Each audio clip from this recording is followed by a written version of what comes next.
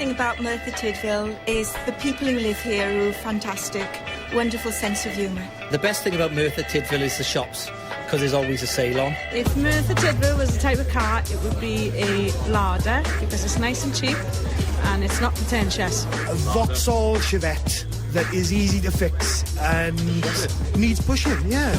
Mark Steele's in town.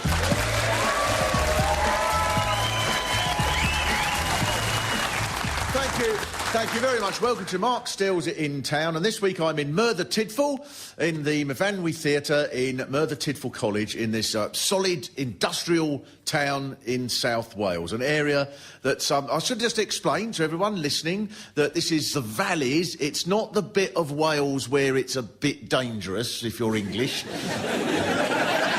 It's not quite that bit. Those bits a little bit further north where you go in those places and there's just people going, oh, go on, get out. Go on, Englishman, don't like you, no reason. No reason, just get out. I tell you what, you've ruined our language, that's why we don't like you. You know, there's some people in Cardiff now, they don't know the meaning of the word.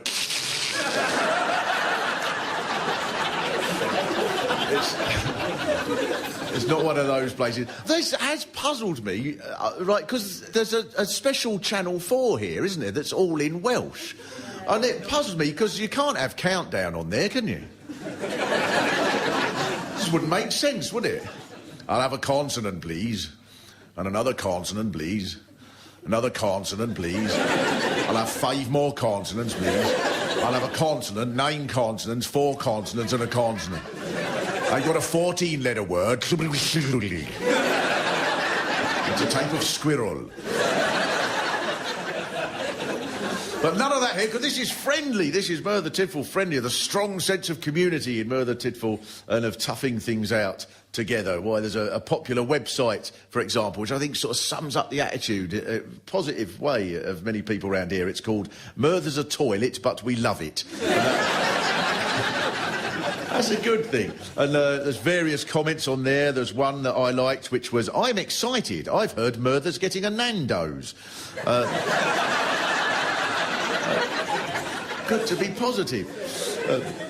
So this is a town with lots of hills, lots of old housing estates and industry, some of which has shut down and left people unemployed. But it's also a town noted for its love of boxing and its boxing champions. So in other words, I know life's hard here, but we know how to lighten up as well by punching each other's heads. To put it another way, I don't think that Merthyr is the sort of place that you would come to set up a feng shui business, is it? I read a really sweet little book called Sporting Highlights of Merthyr Tidfil, and there was a chapter called Swimming and Water Polo in the 1950s. So, can you imagine a more innocent subject? And then the bloke writing it writes about a race up the River Taff, and he says, my most vivid memory of the day is being overtaken by a little girl of no more than 10 years of age. As she was being towelled down by her proud parents, she gave me the sweetest of smiles. Had there been fewer witnesses, I'd have drowned the brat.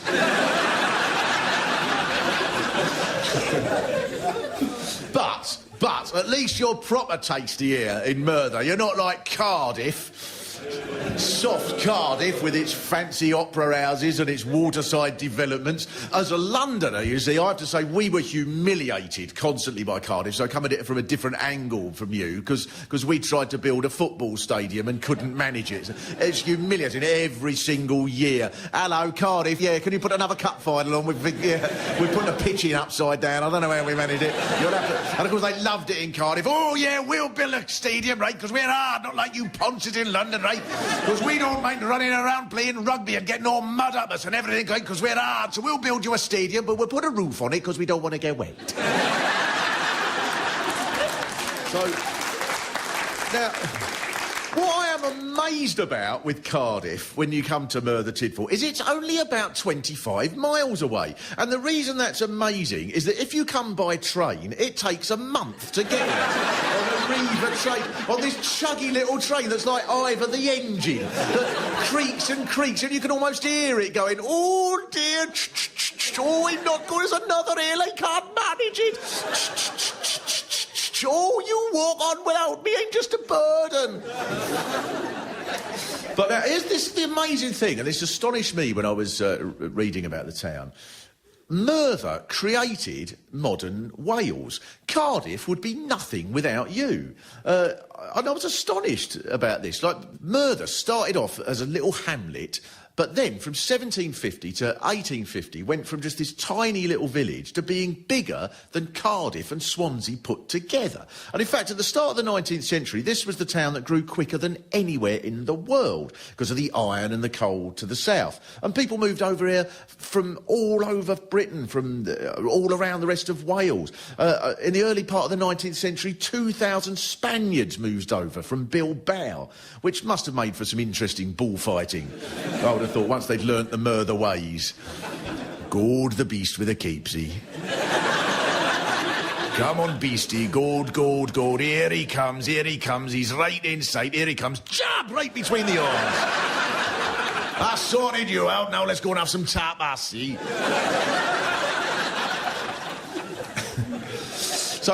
So Merthyr was really 4 places, each revolving around one of the ironworks. I'm bound to pronounce these wrong. Dowlais, Cyfarthfa, Plymouth and Penydarren. Is that about right? Penydarren. OK, sorry. And they're all sort of still a little bit distinct, each area, I think. For example, Dowlais is amazing, I think, because it's only a mile away, and it's probably the only place in the world where they would say, "Oh, you're from Merthyr, are you? There's posh."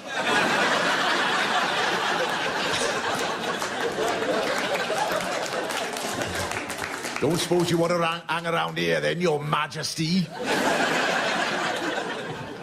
Somehow, within 50 years of the ironworks being set up, the town became Welsh-speaking, and by the 1830s, Welsh was the main language. The spread of Welsh was associated with radical ideas, because this was a period in the early 1800s when the ideas of democracy and rights for the poor were part of a movement for a new sort of nation. The ideas that came to prominence in the American Revolution, the French Revolution.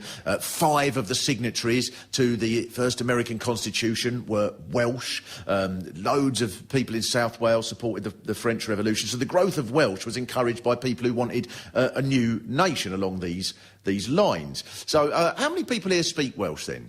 Woo. Yes! Is Delith here? You're Delith? Right, so Delith, you go to a Welsh-speaking school, yeah? Yeah, I go to Ysgol Gavin Divine. Well, that's... I'd be happy at the end of the first year if I could say that, I think. Do you use this sometimes, like in the town, sort of to speak to each other in Welsh, knowing that other people can't? Of course we do. What's the point if we can't talk about other people, innit?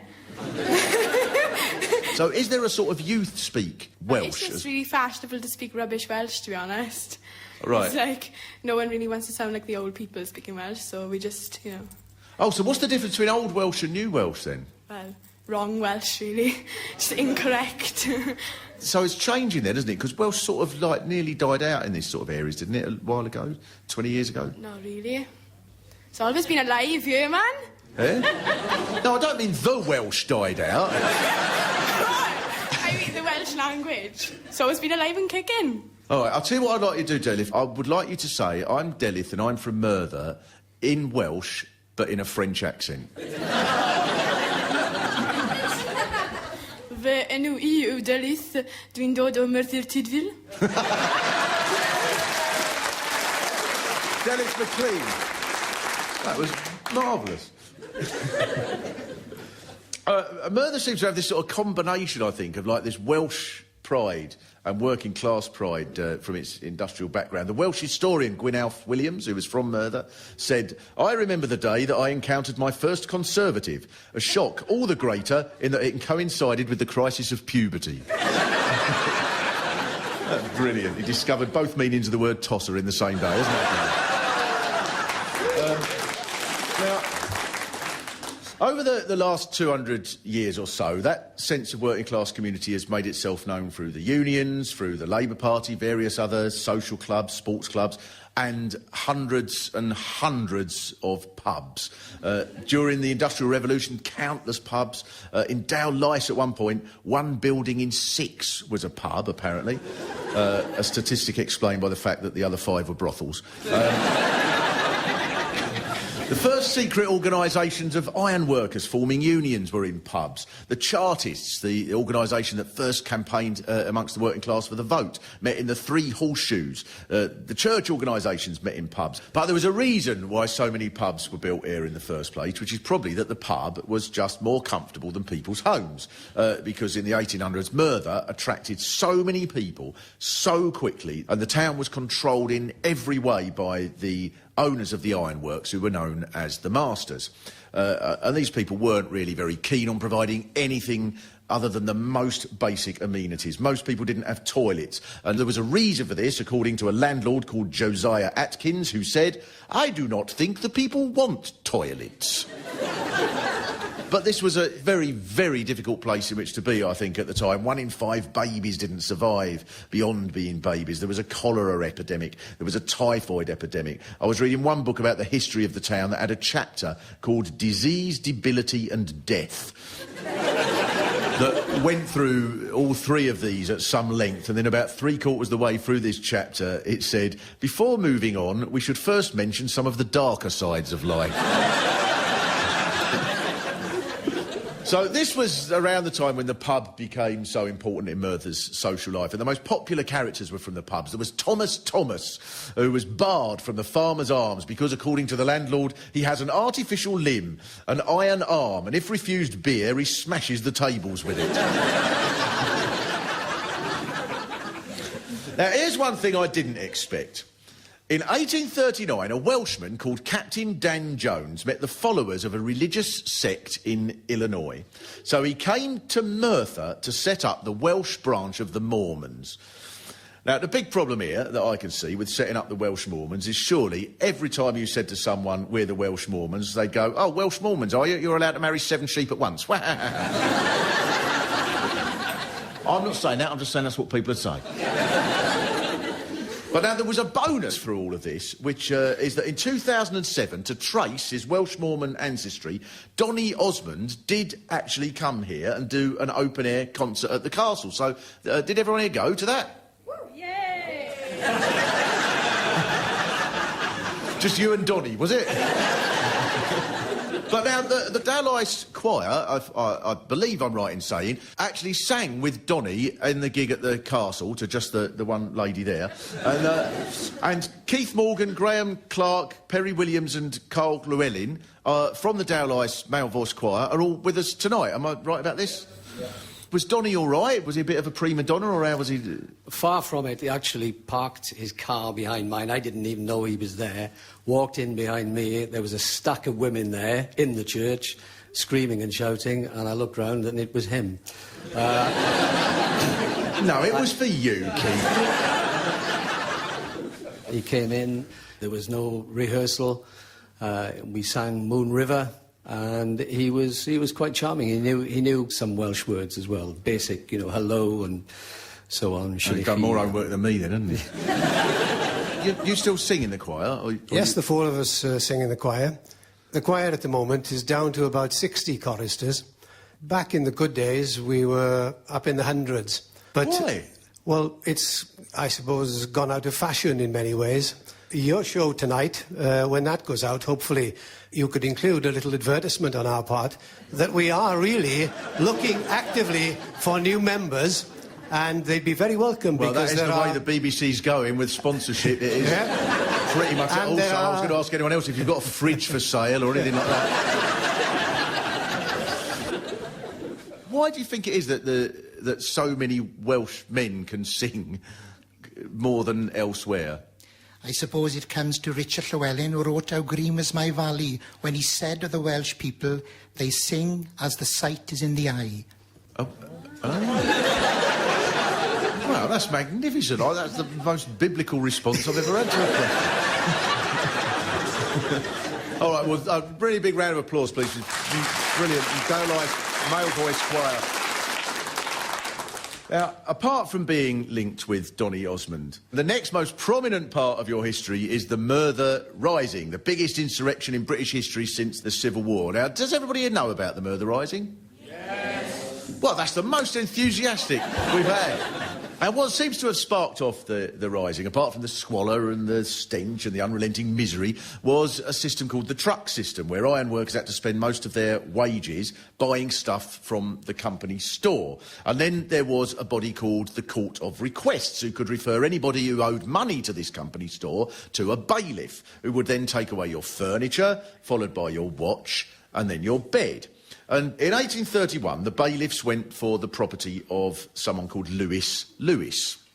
And the first thing there, I thought, so you've got Thomas Thomas, Lewis Lewis. This does show a shocking lack of imagination. The Welsh Book of Baby Name Calling will be very, just give him whatever your name is already. I bet Mary Mary must have been from here, mustn't she? All the names, she's ever so contraria.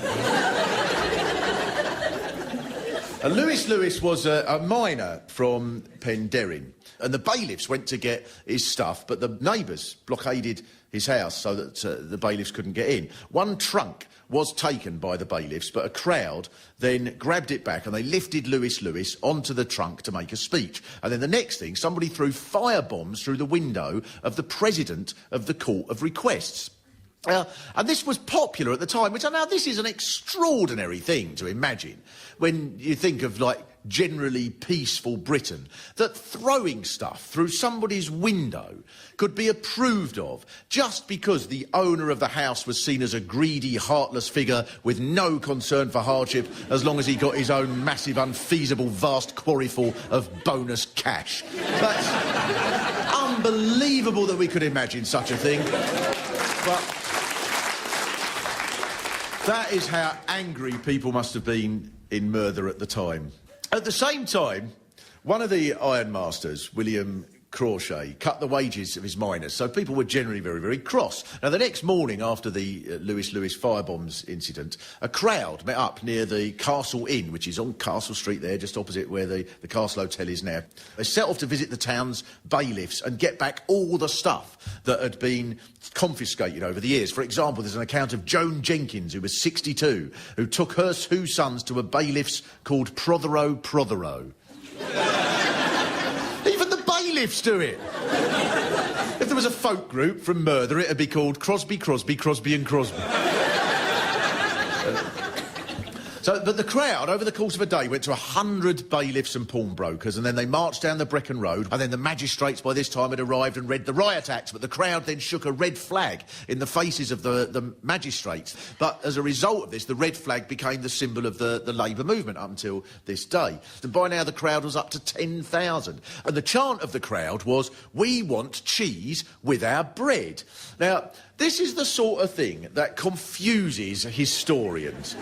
So you've got various academics that have taken this literally and assumed that the crowd wanted cheese with their bread, as if everyone in the town was going, I don't mind the cholera, but I'm gagging for some dairy leave. And the army sent for the Swansea division of the yeomanry, who rode in on the farther side of Merthyr. And I bet, therefore, there were conversations that went, I'm not going to go and fight the yeomanry. I don't believe in insurrections. They're from Swansea. I'll get me musket.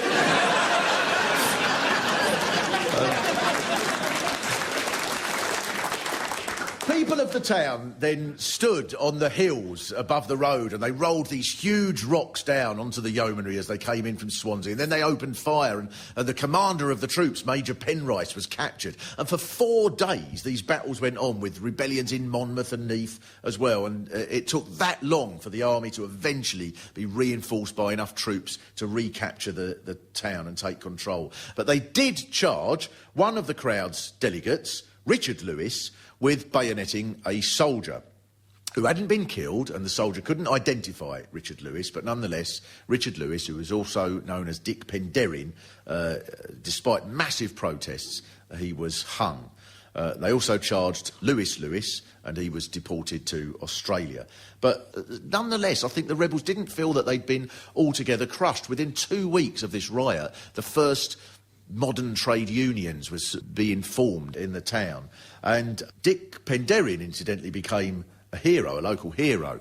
There's statues and that in the town. The historian Gwynalf Williams said about him, he was a hero because his was not a face above the crowd, he was the face in the crowd. The voice of Dick Penderyn was the voice of the people. There are many other characters, famous characters from Merthyr, of course. Richard Trevithick, who'd redesigned the steam engine. James Watt apparently hated him for it and said he should be hanged. And its first journey would start at the Penydarren Works, and the ironmaster Crawshay bet him 500 guineas that it wouldn't work, but it made it. And one account says, scores of onlookers followed on horseback, keeping up with the engine's sedate 5 miles an hour. And you've got to think, like, I mean, how amazing how things have changed now that Arriva trains have taken that speed down to 2. But mostly, of course, boxing. You've had a succession of boxing champions from Merthyr, Eddie Thomas, Johnny Owen, Howard Winston, who become the world featherweight champion despite having no tips to his fingers. And Eddie Thomas said at one point, when boys in Merthyr are born, they come out with clenched fists. And so, very pleased with us tonight is George Evans, who wrote this very excellent book, A Bag Full of Monkeys. And George, how would you describe your boxing prowess then? Like, what were you? Because you were Welsh champion. Right, I started boxing when I was 7, 8 years of age. My father was a boxer, my uncles were boxers. I grew up in a boxing clan, if you like. Why do you think there's so many boxers from Merthyr, George? Well, it started with the Industrial Revolution. Hundreds of thousands of people came from all across the world, and they all lodged in or near Merthyr, the squalid, depressing place Merthyr was. And of course, there was friction and fighting, especially after beer. And some wise guy said at some time, well, there's money to be earned here. And he started forming shows and said, look, don't fight your mate outside the pub for nothing. Come and fight in a show and I'll pay you for it. I'll give you a pint of beer for nothing. And that's how it kicked off. People were generally depressed, and fighting was an outlet, because fighting, fist fighting, was general and accepted. One more story I want to tell you that I found amazing in the book, which is the story of when you went to London at one point, going through Soho. Right. Well, try and picture this. A young, naive boy from Merthyr Tidfil, from the Welsh valleys, and there I'm taken to this cafe, down some stairs, people smoking spliffs and all the rest of it. And for no reason at all, a fight broke out, and one of the gang, he got the disco lights and walked across to my mate and smashed him in his face. And I thought, oh, that's nice. But it was pandemonium. Everybody started smashing everybody else, and I thought, oh, I may as well join in. So that was it. We just had one hell of a punch-up, and the police were called, and they were running around knocking everybody with their truncheons. And, yeah, we had a bit of fun, and I did.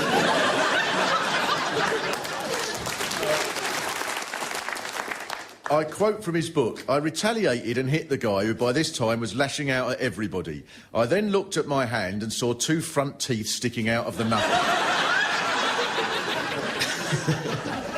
Thanks very much, George. George Evans.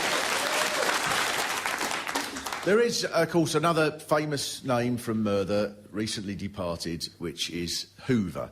The Hoover plant was set up in 1948, but at the end of 2008, the management announced that they might be shutting after a consultation period. And then to everybody's surprise, at the end of that period, the place was shut. The government, I've read the government needs to be careful if mass unemployment comes to Merthyr. In 1936, when there were 3 million people unemployed, they introduced the means test, which was a way of cutting unemployment pay.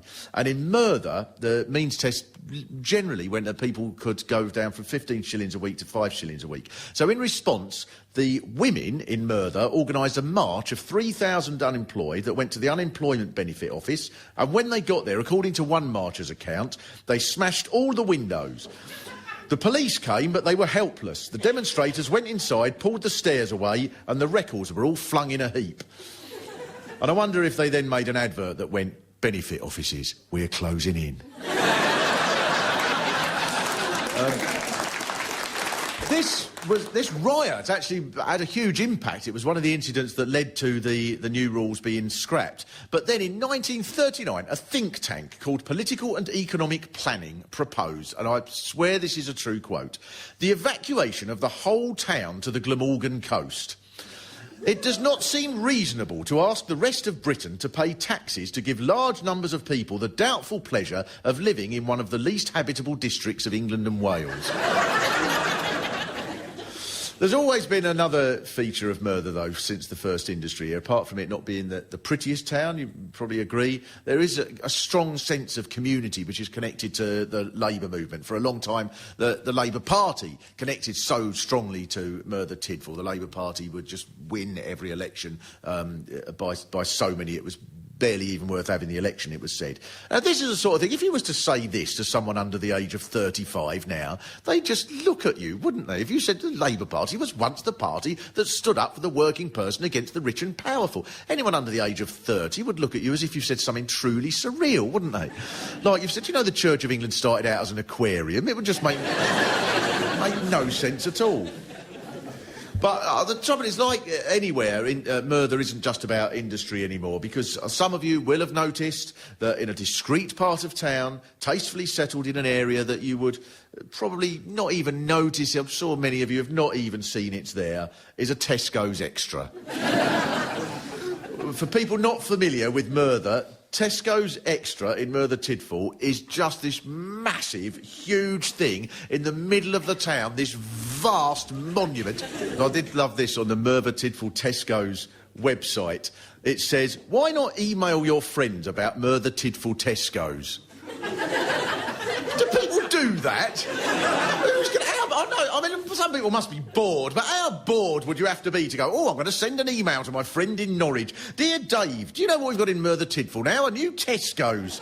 It's a sort of shop where it costs £1 to hire a trolley and parents whack their kids on the back of their legs for picking up cheesy what's-it. But finally, I just want to say this about the town. I think there'd be a better way to regenerate Merthyr Tidfil. I think you should play to your strengths, Merthyr. You could get millions for this town by putting on enforced pro-celebrity boxing from the Wyndham Arms. First bout, Iron Arm, Big Nobby versus Alistair Darling. Followed by the main fight, Snarling Jimmy versus Fred the Shred Goodwin. With the commentator going, Goodwin's just made the weight, having lost £6 billion. And the crowd making it clear whose side they're on as they start to chant, cheese with our bread! Cheese with our bread! Cheese with our bread! Cafodd sioe Mark Steele's in Town ei ysgrifennu a'i perfformio gan Mark Steele. Y cynhyrchydd oedd Julia Mackenzie.